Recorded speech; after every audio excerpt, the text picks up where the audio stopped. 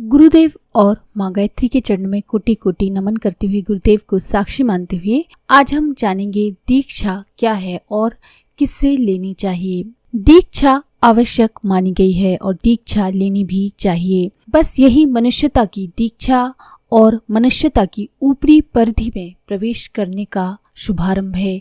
इसी का नाम अपने यहाँ गायत्री मंत्र की दीक्षा है। व्यक्ति जब दीक्षा देता है, अपने आप को व्यक्ति गुरु बनाता है और अपने शरीर के साथ में शिष्य के शरीर को जोड़ने लगता है, तो उसका नाम गुरुडम है। गुरुडम का कोई मूल्य नहीं, गुरुडम से नुकसान भी है। यदि व्यक्ति समर्थ नहीं है, शुद्ध और पवित्र नहीं है और निर्लोभ नहीं है और उसकी आत्मा उतनी ऊंची उठी हुई नहीं है, घटिया आदमी है, तब उसके साथ में संबंध यदि मिला लिया जाए तो वह शिष्य भी उसी तरह का घटिया होता हुआ चला जाएगा। गुरु का उत्तरदायित्व उठाना सामान्य काम नहीं है। गुरु दूसरा भगवान का स्वरूप है और भगवान के प्रतीक रूप में सबसे श्रेष्ठ जो मनुष्य है, व्यक्तिगत रूप से सिर्फ उन्हें ही दीक्षा देनी चाहिए, अन्य व्यक्तियों को दीक्षा नहीं देनी चाहिए। दीक्षा देने वाले को भगवान के साथ संबंध मिला देने का काम करना चाहिए। विवाह सिर्फ उसी आदमी को करना चाहिए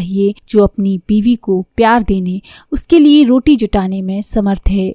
विवाह संस्कार तो कोई भी करा सकता है, पंडित भी करा सकता है, दक्षिणा देकर के विवाह करा ले, बात खत्म। लेकिन पंडित जी कहने लगे कि इस लड़की से जो एमए पास है और जो पीएचडी है, मैं ब्याह करूंगा, लेकिन उसके लिए अपने पास जवानी भी होनी चाहिए, पैसे भी होने चाहिए, अनेक बातें होनी चाहिए। अगर ये सब ना हो तो कोई लड़की कैसे ब्याह करने को तैयार हो जाएगी। दीक्षा को एक तरह का आध्यात्मिक विवाह ही कहते हैं। आध्यात्मिक विवाह करना हर आदमी के वश की बात नहीं। बीवी का पालन करना, बच्चे पैदा करना और बीवी की रखवाली करना हर एक का काम है क्या? नहीं, हर एक का काम नहीं है। गुरुदेव आगे लिखते हैं, क्या दीक्षा देना किसी के लिए संभव है? हर आदमी का ये काम नहीं है।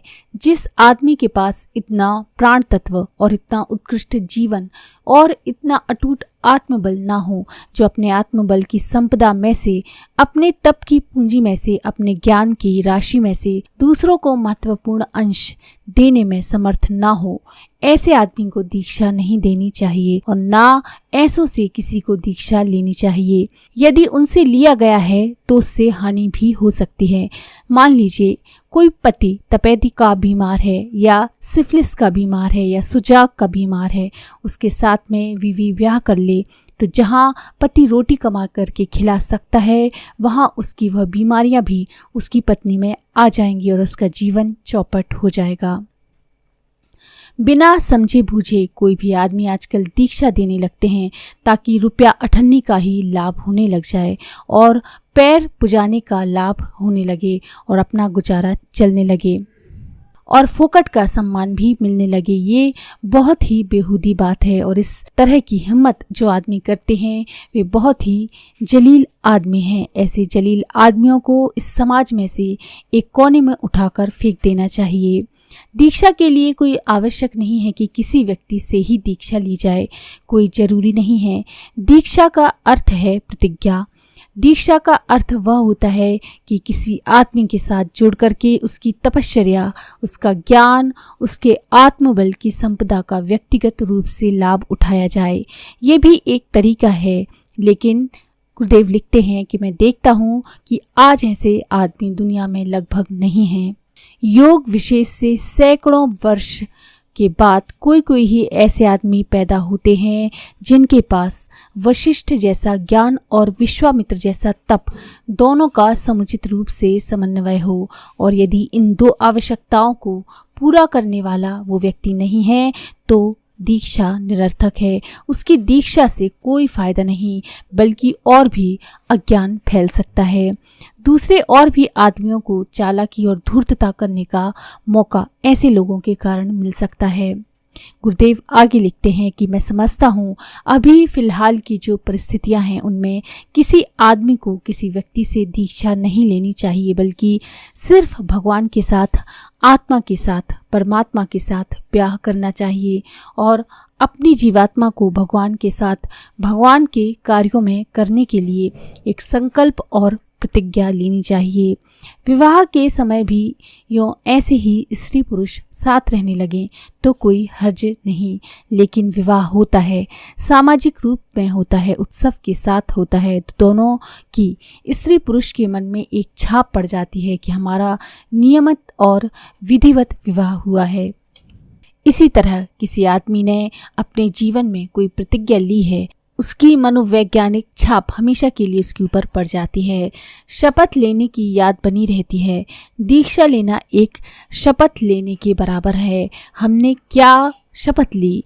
दीक्षा के दिन हमने ये शपथ ली कि हम मनुष्य का जीवन जिएंगे और मनुष्य के सिद्धांत और मनुष्य के आदर्शों को ध्यान में रखेंगे। जो मनुष्य का जीवन हमको मिला है उसको हम भूलेंगे नहीं। अब हम हिम्मत के साथ उसके सामने कदम बढ़ाएंगे। जैसे पहली बार अन्न खाया जाता है उस दिन अन्नप्राशन का उत्सव मनाया जाता है, उसी प्रकार से जिस दिन प्रतिज्ञामय जीवन जीने की कसम खाई जाती है, शपथ खाई जाती है कि हमारा मुख इस ओर मुड़ गया है और अब हम अपने कर्तव्यों की ओर अग्रसर होने को कटिबद्ध हो गए हैं। हम अपने अंतरंग की पुकार को सुने और संकल्प करें कि अपनी जीवात्मा को, जो हमारा वास्तविक स्वरूप है, सुखी व समुन्नत बनाने के लिए अपनी बाह्य और भौतिक शक्तियों का इस्तेमाल करेंगे। हमारे पास शारीरिक शक्ति है, हम अपनी जीवात्मा को सुखी और समुन्नत बनाने के लिए उस शारीरिक शक्ति को खर्च करेंगे। हमारे पास बुद्धि है, हम उस बुद्धि को अपने जीवात्मा को सुखी और समुन्नत बनाने में खर्च करेंगे। हमारे पास जो धन है, हम अपनी जीवात्मा को सुखी और समुन्नत बनाने के लिए खर्च करेंगे। हमारा जो प्रभाव वर्चस्व संसार में है, उससे अपनी जीवात्मा को सुखी और समुन्नत बनाने के लिए खर्च करेंगे। जीवात्मा को सुखी और समुन्नत कैसे बनाया जा सकता है, ये कई बार बताया जा चुका है और 1000 बार बताया जाना चाहिए। उसके लिए सिर्फ 2 ही रास्ते हैं। एक रास्ता ये है कि मनुष्य शुद्ध और निर्मल जीवन जिए। निर्मल जीवन जीने से आदमी की अपार शक्ति का उदय होता है। आदमी की सारी शक्ति का जो क्षय हो रहा है वह नष्ट हो रही है। आदमी क्योंकि छोटा बना हुआ है, आदमी शक्तिहीन बना हुआ है, दुर्बल बना हुआ है। इसका कारण एक ही है कि मनुष्य ने अपनी शारीरिक और मानसिक गतिविधियों को छोटे किस्म का बनाया हुआ है।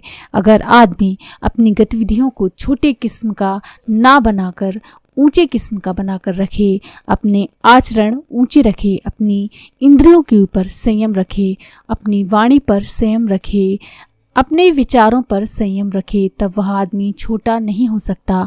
तब आदमी के अंतरंग में दबी हुई शक्तियाँ दबी हुई नहीं रह सकती। मामूली सा आदमी क्यों न हो, लेकिन उसकी भी वाणी इतनी प्रभावशाली हो सकती है कि मैं क्या कह सकता हूँ। उसका सोचने का तरीका कितना उत्कृष्ट हो सकता है।